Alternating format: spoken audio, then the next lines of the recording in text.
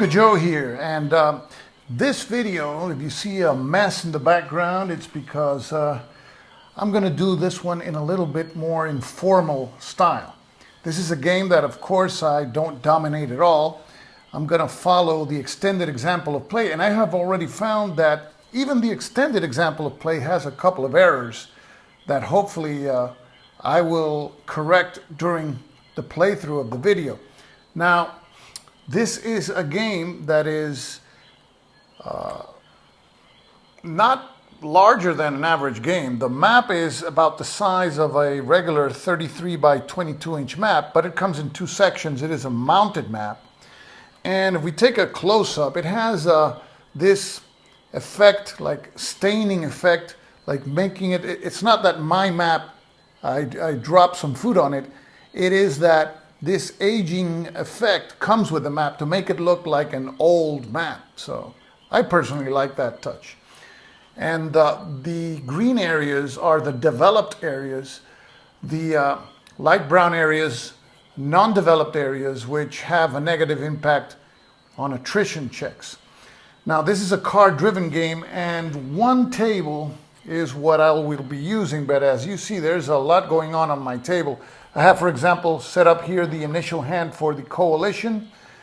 I'm using this custom display for as the card assignment table because the original one is basically a checklist. And at the beginning of each turn, we have to check which of the conditions apply in order to see how many cards each of the sides get. And instead of going line by line, what I will be doing, for example, France starts the game with Paris under their control, so we'll be using these blocks and placing them appropriately in each of the boxes that correspond to each situation. And then the beginning of each turn, we just count the number of boxes or blocks, and that's the number of cards, minimum 6, maximum 10, that each side can draw.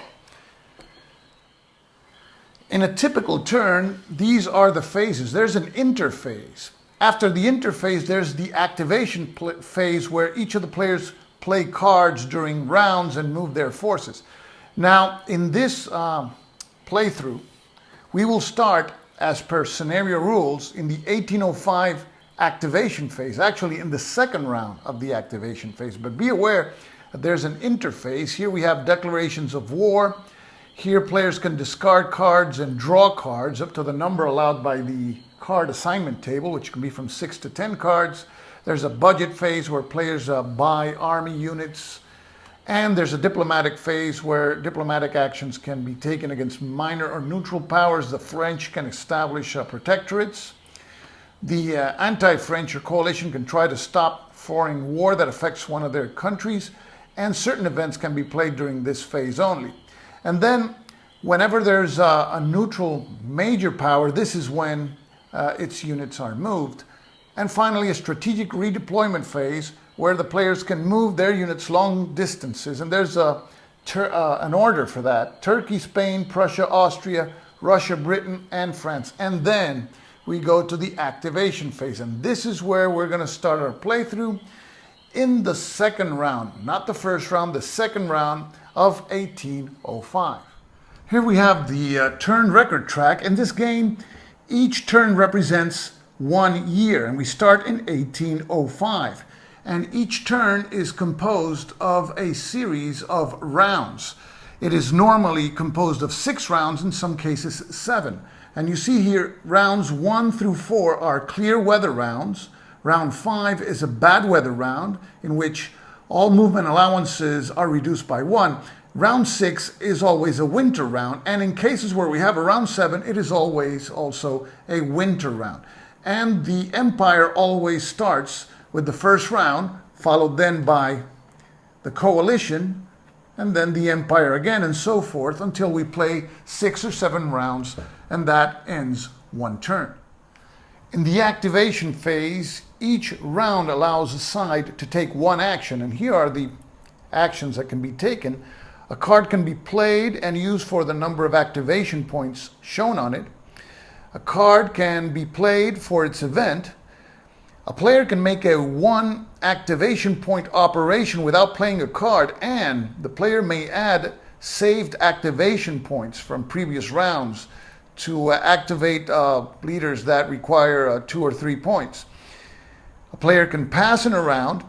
The French player can establish a protectorate over minor eligible powers, and during a winter round, the coalition player can attempt to end a foreign war. And any 2 rounds, a player may take a diplomatic action on a minor power by playing a card. Let's take a look at the situation at the beginning of this scenario. It is 1805. Napoleon was about to embark in the invasion of Great Britain across the English Channel, but his fleet and that of his Spanish allies was mauled at the Battle of Trafalgar. So there goes the British, the attack on the British Islands.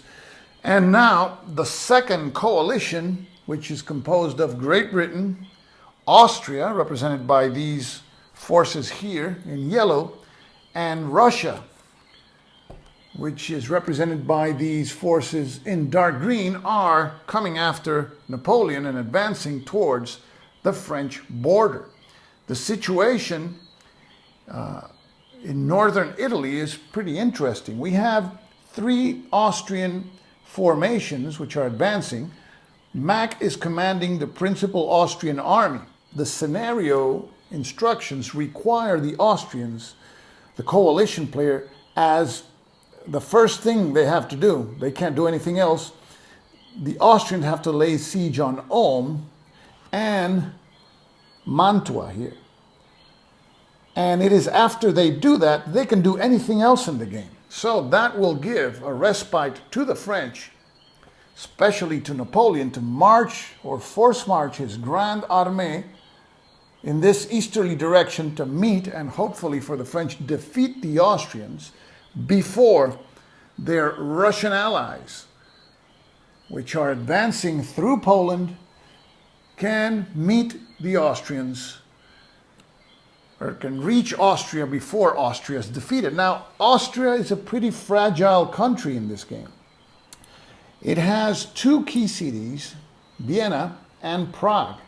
And the rules state that Austria will surrender if both cities are captured by the enemy, by the French, or one of the cities is captured and the principal Austrian army is demoralized. So that is a big challenge for the coalition to keep that Austrian army alive until the Russians get there. Okay, before we start moving things around, let's take a look at each side's initial hand. There are 3 cards on the coalition side that always begin each turn, which are the permanent cards. And there's a permanent card for Austria, 1 for Russia, and 1 for Great Britain. And as long as these powers are in the game, that is, that they are not neutral, the coalition player will receive automatically these cards each turn. And then we fill our hand up to the number of cards allowed by the card assignment table. Now you see that the table is now empty because we're beginning the game, and the rules state that each side receives 7 cards. So for the coalition, it's the 3 permanent cards for each of their powers plus 4 cards drawn from the deck, and those 4 cards are interesting. We have here a combat card, which is this wound card. And combat cards can be used during combat to increase or receive some benefit during combat. And then there is this card, the major campaign card, which is a very important card because it allows 3 forces to be activated for movement before the resolution of combat. If we don't use that card and activate forces in the regular, ordinary manner through activation points, then each force moves and resolves all its battles, and after it finishes, then the second force moves, and the third force, even if we are able to move 3 forces. But here we can move 3 forces, and then we can resolve combat. That means, and that implies that we can use them in a conjunction, 2 forces attacking at once, and things like that. And we have also here the Nelson card, which is another close combat card, not close combat, combat card, but used only for naval combat. And then finally, there's this Tyrol card, and you see that it has a +1 to the escalade level. Certain cards add to that level, and when that level reaches a certain point, then we enter into the game what are the punishment cards. All the cards in the deck at the beginning of the game are from the epic deck, which tends to benefit the Empire, the French. After the escalade reaches a certain level, then we integrate the punishment deck, which benefits the coalition. Now let's take a look at the French hand. And we see here the French receive their permanent card, which is the Genius of Napoleon, and 6 other cards. And we have among those cards this one, the Continental Blockade, which has a +3 on the escalade level. But it gives 1 victory point during each budget phase in which it is in place. So if we place it, for example, in the budget phase for the 1805 turn, then we, on each turn, and each turn represents a year, we'll get 1 victory point. So that's a very important card for the French. We have our combat card here, and we have a foreign war card. Foreign wars are things that plagued the coalition during the Napoleonic Wars. And you have, for example, the War of 1812 was one foreign war in which Britain was entangled in. And in this case, this is a foreign war that affects Russia. We can only play 1 foreign war card per turn. So this is one card that could be played for its event, which is to create a foreign war for Russia, or it could be played for its activation points, which in this case is 3. So as per scenario instructions, you see that we start here in year 1805, and we start not with the first round, but with the second round, and France always goes first. So it is the French second round of 1805. And the French will play this card, which is the Persia card, which the event creates a foreign war, but it will not be played for the event, but for the activation point. So the French will gain 3 activation points. And don't worry, this is not a wooden table. This is just a piece of paper with a wooden background. Now, this means that we have 3 activation points. One feature that this game has, which I find really interesting, is that if we spend less than those 3, we can save the difference. So if we spend 2, we can save 1, and that's basically what we're going to do in this round. Of the 3 activation points, we will spend 2 to activate Marmont's force. Let's take a look at the forces he is commanding. Marmont is in command of a reduced French elite corps and a Dutch corps, which is also reduced. And the reduced status is signified by that white band in the middle. Now, let's see what these numbers mean. The leftmost number is the number of steps the unit has. And steps are important in order to absorb combat losses. And it also doubles as the unit strength. The number in the middle is the morale level of the unit. The elite status of this unit is signified by that yellow star.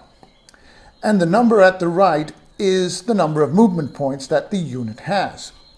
Now, Marmont, as a leader, can command up to 5 steps of units. He can move 5 steps of units in a force. If he were, however, the commander of an army, he could be able to move double the amount of steps indicated on his counter, which would be 10. Now, the red number is the number of activation points necessary to activate Marmont, which in this case is 2. And these 2 numbers, the leftmost number, is the rating that Marmont has in attack, and the rightmost number in defense, and that is used for combat. Finally, the number here to the left, 11, is Marmont's hierarchy among French generals. The lower the number, the higher ranked the leader is, and Napoleon, of course, is number 1. Hierarchy is important to determine which will be the commanding general in a space where you have two or more generals. We will see that Marmont's force will be activated. It will move into Hanover, pick up this elite French corps, continue moving over friendly territory in this direction, enter Thuringe, which is an ally of Austria, control Thuringe, and then finalize its movement here in Bavaria, which is an ally of the French, to pick up this reduced Bavarian corps. This complete move will cost 6 movement points. Marmont's slowest unit is the Dutch corps that moves at a rate of 3. That means that Marmont will have to force march 3 movement points, and at the end he will have to roll on the attrition table to see the effects of the force march. So Marmont enters Hanover, picking up the French elite corps, and then moves into Wesel, and from there moves one more area to the south, and now Marmont's force enters Thuringe, which is an ally of Austria. So far Marmont has spent 4 movement points. Now Marmont spends an additional movement point to gain control of this empty zone. And we place a French control marker there, and finally Marmont moves one more space into Bavaria, where it joins with the reduced Bavarian corps. Now we roll on the attrition table to see the effect of that forced march, and first we have to determine the number of steps that moved during the forced march. And if you recall, we had 3 steps of French elite units and 1 of Dutch allies, so it's a total of 4 steps. So we will be rolling on the 4 to 5 step column. Next, we determine which of these circumstances apply, which represent die roll modifiers. And there are 2 such circumstances here. First, we add 1 per movement point required in this forced march, and we forced march 3 movement points, so this will be a +3. And then our force was composed of at least 50% of French steps. Actually, it was 3 French steps and 1 Dutch step. So there is a -1, but the downside is that the first step loss as a result of attrition has to be taken by a French unit. So the total modifiers are +2. We roll 1d6, and the result is a 5 modified to a 7. The final result is a 1 with an asterisk. So the force will lose 1 step, and because the force was composed at least 50% of French steps, we have to take that loss from a French unit. The asterisk means that we have to roll an additional 1d6, and if a 4 to 6 is rolled, we lose an additional step. So we roll another 1d6, and the result is a 3, so no additional loss is incurred. So now we have to take out 1 French step. So we locate the 7th Corps, which is a full-strength French unit, and we reduce it to its half-strength side. And that concludes Marmont's march. Marmont's march cost only 2 activation points. We had a 3 activation point card, so we're going to save 1 activation point for use later this turn. Okay, we finished using this card, and we used it for the activation point, so it goes into the French discard pile. It is now the coalition's second round, and this card, Tyrol, is played.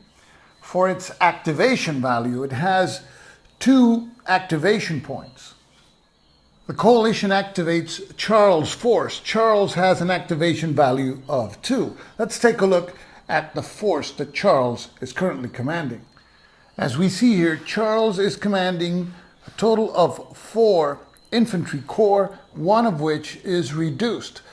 Charles has a command rating of 7, and he is commanding a total of 7 steps of units. In addition, there is a mobile supply unit together with the force.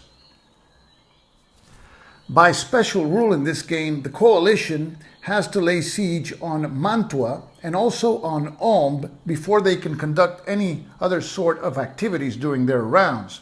So Charles, which is commanding a force of 4 infantry corps with movement values of 3, will move into the swamp zone surrounding Mantua. Moving into a swamp zone costs 2 movement points. Charles has 1 movement point left and will use that movement point to initiate a siege attack against the citadel here in Mantua. This large symbol, fortification symbol, is a citadel. As compared to, for example, Ulm here, this is just deemed a fortification. Citadels have a siege value of 2, while fortifications have a siege value of 1. Charles spends his last movement point to lay siege and attack the citadel of Mantua, and now we will resolve this attack on the siege table.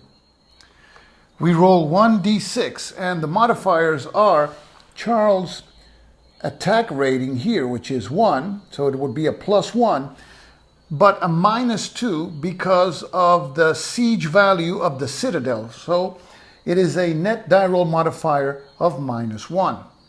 The roll is a 6 modified to a 5, and the result is stable. There's no effect, and the siege continues. And now we flip the siege marker from the +0 side to the +1 side, and if the siege is maintained, the besieging force will have a +1 modifier in the next siege resolution. Place the Tyrol card in the coalition discard pile. We now proceed to the French 3rd round. Now in this game, instead of playing a card, we can take an action using 1 activation point, to which we can add any activation points that we have stored in the reserve. So we will conduct a 1 activation point action, and we will add the activation point that we had in reserve. So we have 2 activation points, and with 2 activation points we can activate Saint Cyr, who is located here in Florence. Saint Cyr is commanding a regular French corps, the 13th Corps, with a movement factor of 4, and also a mobile supply depot. He spends 2 movement points to move into this zone here, which is allied to Austria, and 1 more zone here into Rome. Having spent 2 movement points, Saint Cyr now expends a 3rd movement point to initiate a siege attack on Rome. Here we see that Saint Cyr has a tactical value of 2, so there will be a +2 to the die roll. The die roll is a 2 modified to a 4, and the result is stable, that is, no effect, and the siege continues. So the siege marker is now flipped to its +1 side. Saint Cyr has spent already 3 of his 4 movement points. He has 1 left, and he will attempt another siege attack. This time the modifiers are +2 for Saint Cyr's offensive tactical value, +1 for the siege marker, for a total of +3. So a die is rolled.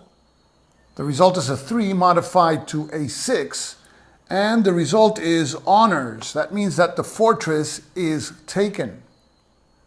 So the fortress surrenders, and we place a French control marker there. Now, Saint Cyr has the option of using his mobile depot to convert it to a fixed depot, and that has the effect of extending his supply line. In this game, supply is traced to any fortress in the unit's home country.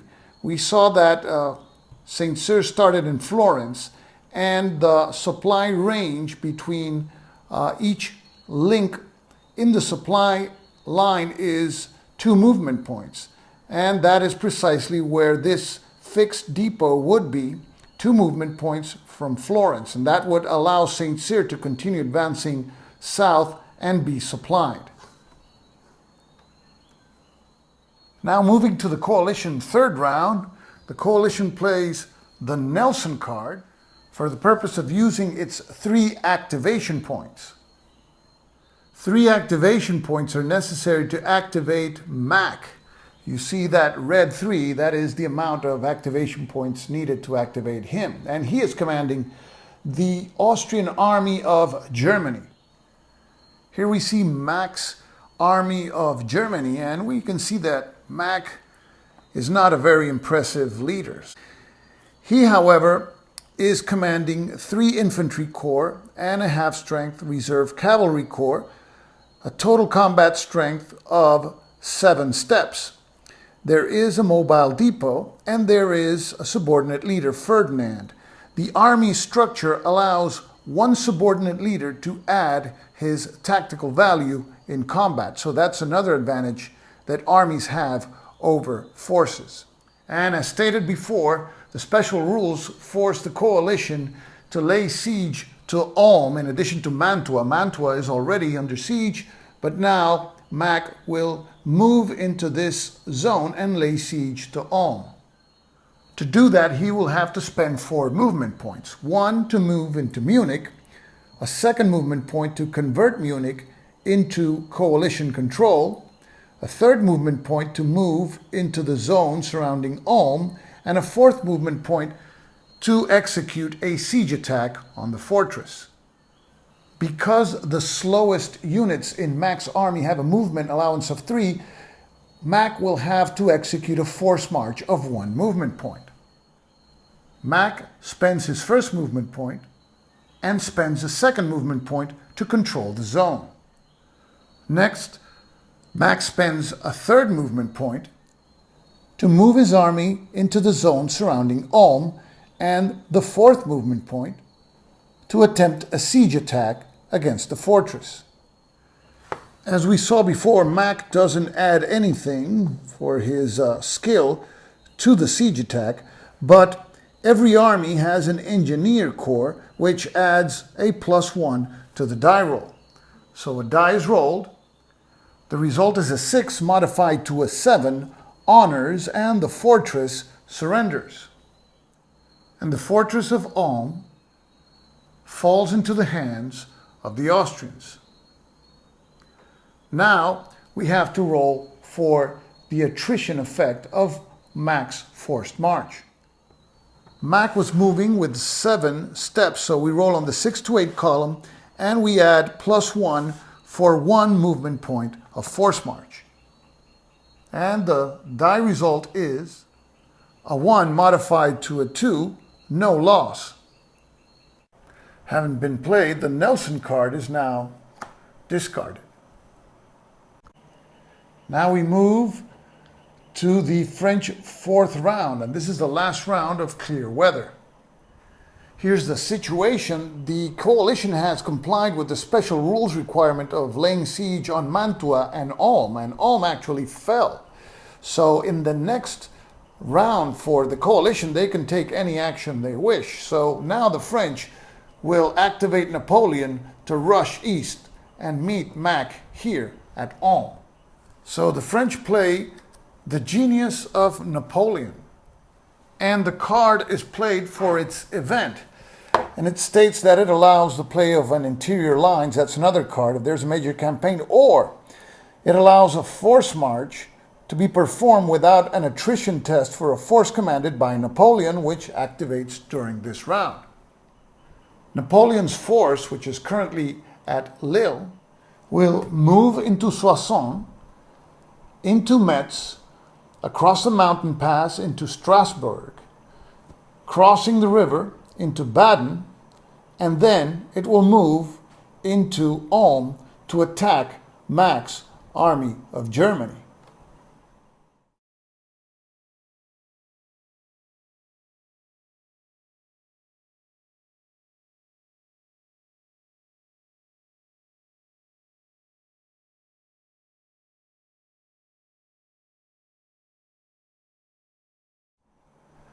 Mack announces that he will attempt to evade.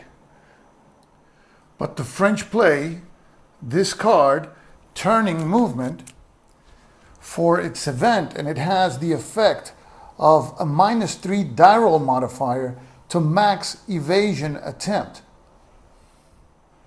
Now, to resolve the evasion attempt, for it to be successful, with a 1d6, a 5 or more is needed.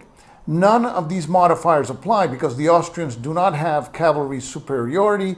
The initiative value of Mack is not lower than Napoleon, and Napoleon did not enter difficult terrain. There is, however, a -3 modifier because of the French turning movement event. So 1d6 is rolled. The result is a 6, which by itself would have succeeded, but because of the turning movement event, the evasion attempt fails. And as a result of this, Mack's army stays put at Ulm. Now, the coalition has another option, which is to countermarch John's small force to join Mack at Ulm. And we consult the countermarch table. For the countermarch to be successful, 1d6 is rolled and a 5 or more is needed. There is a modifier in this particular case of the defense of the general commanding the force trying to move. So there's a +1 for John because he has a 1 in defense. It says here that if a general commanding an army is in the battle zone, he may substitute his value, but Mack has a value of 0, so we don't want to use his value. So that won't apply. And the battle zone is in difficult terrain. That does not apply. So there is a modification of +1. So we roll 1d6. The roll is a 4 modified to a 5. So John's countermarch is successful. However, he will have to roll on the attrition table to see what effect the countermarch had on his troops.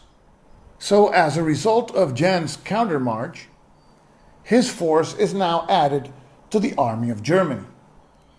Now we resolve the attrition test for John's force that countermarched 1 space. His force was composed of 2 steps, so we roll on this column, and there's a +1 for 1 space countermarched.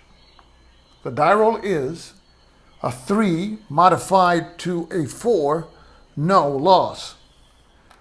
So John's corps joins the army of Germany, and John, who has a ranking of 3, outranks Mack. So John is now the commander of the army of Germany.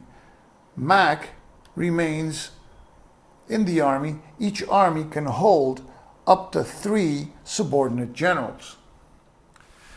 Now, to solve the battle, the first thing we do is to determine the morale of each of the armies, and that is equal to the most numerous steps in the army or force. In this case, the Austrians, all of its corps, have a morale of 3, so the morale of the Austrian army is 3. In the case of the French, there's 1 step with a morale of 6, 6 steps with morale of 5, and 6 steps with morale of 4. So in this case, we can choose, and the French will choose morale of 5. The effect of morale is that in the case of multiple losses in battle, the majority of the steps to be removed have to be equal to the morale of the force or army. So in the case of the French, the majority of the step losses will come from morale 5 units. Now we determine if this is a major battle, a minor battle, or a skirmish. A major battle is that in which the total number of steps on both sides is 22 or more. The French have a total of 13 steps and the Austrians 9. So there's a total here of 22 steps. However, a major battle requires that the weaker side have at least 10 steps and the Austrians have 9. So this is not a major battle. It will be a minor battle. Now we check for the modifiers that apply in this battle. Cavalry superiority goes to the side that has the most steps of cavalry, and cavalry leaders count as 1 step for these purposes. The Austrians have 1 step of reserve cavalry. The French have 2, And they have Murat, which counts as 1 step for these purposes. So cavalry superiority goes to the French, and they have that +1. Now we check to see the defensive tactical rating of the Austrian army, which is defending. John has 1, so the Austrians have a +1. And now we check one subordinate in the Austrian army that may add any tactical defensive rating. But none of the subordinates have any such value. So the total modifiers for the Austrian army is just +1. The French have cavalry superiority, and they have a +3 for Napoleon's offensive tactical rating. That increases the modifier to +4, and they can add the offensive tactical rating of one subordinate, in which case it will be Davout, which adds +2, so that bumps it up to +6. And in addition, the attacker, which is the French, can designate a unit, which is an elite unit, to lead the assault, and that will add another +1. So the total modifier for the French in this attack is +7. We stated that the total step strength of the French was 13 and that of the Austrians 9, so it's a 1-to-1. So there's no modifier because of the force odds. So the total modifiers +7 for the French, +1 for the Austrians. The French roll 2 dice. The roll is an 8 modified to a 15. And because this battle is a minor battle, the result is that the Austrians lose 4 steps, and a step of cavalry has to be eliminated if possible. Now the Austrians roll. The Austrians roll a 5 modified to a 6, and it causes 1 step loss on the French army. The Austrians lose 4 steps, one of which has to be of cavalry, so the reserve cavalry is eliminated. And 3 of the full-strength Austrian infantry corps are reduced to their 1-step side. The French, on the other hand, have to lose 1 step, and it has to come from the lead unit, which was the 2nd Corps. So the 2nd Corps is flipped to its reduced side. Now we have to do a leader loss check for Davout, who contributed as a subordinate leader his offensive tactical rating. And 1d6 is rolled. On a 6, he is wounded. On a 1 through 5, there is no effect. So a die is rolled. The result is a 3, so Davout is not wounded. Now we determine if the losing force or army is demoralized. The Austrians lost this battle, and we compute the morale after the battle. And that is done by taking the morale of the army, which is 3, and we add the tactical value of the commanding leader, which is 1, so 3 plus 1 is 4, but we subtract the difference in losses from the victor. The Austrians lost 4 steps, the French 1, so we have to subtract 3. 4 minus 3 gives us a total morale of 1. And now we roll 1d6. And if the die roll is higher than that modified morale value of 1, then the Austrian army is demoralized. So we roll 1d6. The die roll is a 3, so the Austrian army is demoralized. And we place a demoralization marker on the Austrian army. The Austrians' suffering is not over yet. Now we check for cavalry pursuit. And the victor, in this case the French, will roll a 1d6. And we add the tactical value of the general commanding the force for the army, that is a +3 for Napoleon. And we add each step of reserve cavalry, so that it's another +2 for a +5. And each cavalry general, we have Murat, so it will be a +6. And any score in excess of 6 represents an additional loss in terms of steps that will be inflicted on the Austrians. So we roll 1d6. The roll is a 5 plus the die roll modifier of 6 for a total of 11, and 11 is 5 greater than 6, so it is a total of 5 step losses on the Austrians, and that eliminates the Austrian army entirely, because all that is left right now is 5 steps. So as a result of this battle, the Austrian army of Germany is destroyed. The eliminated Austrian corps and the leaders are placed in the reserve. Napoleon, having won a battle in a zone with an enemy fortress, can now make a siege attack on that fortress for free, that is, without expending any movement points. So we place a siege +0 marker at Ulm, and now we will roll on the siege table. We determine the modifiers that apply: a +3 for Napoleon's offensive tactical value, and a +1 for the army's engineers. So that is +4. For the siege marker, there's a +0, so the total die roll modifier is a +4. So we roll 1d6. The roll is a 4 modified to an 8. The result is a breach. The fortress surrenders, and Napoleon has taken Ulm. So now Ulm is in the hands of the French, and Napoleon still has 1 movement point left. Napoleon has captured the fortress of Ulm. Now he expends 1 of his 2 mobile supply units, and the unit is inverted. It is now a fixed depot, and now supply can be traced from that particular space. Napoleon spends his last movement point to move into Munich. He doesn't have any more movement points to convert that zone into French control. Now it's the coalition's 4th round. Coalition plays Holy Russia, the permanent Russian card. The card is played for its activation value. The card's 2 activation points are used to activate Kutuzov's army. Kutuzov's infantry corps have a movement allowance of 3. 3 additional movement points will be gained by force marching. Before force marching, however, Buxauden's force, which is adjacent to Kutuzov's, will be picked up, and this will cost Kutuzov's army 1 movement point. So Buxauden's force is moved to the space where Kutuzov's army is and joins the army. Let's take a look now at Kutuzov's army.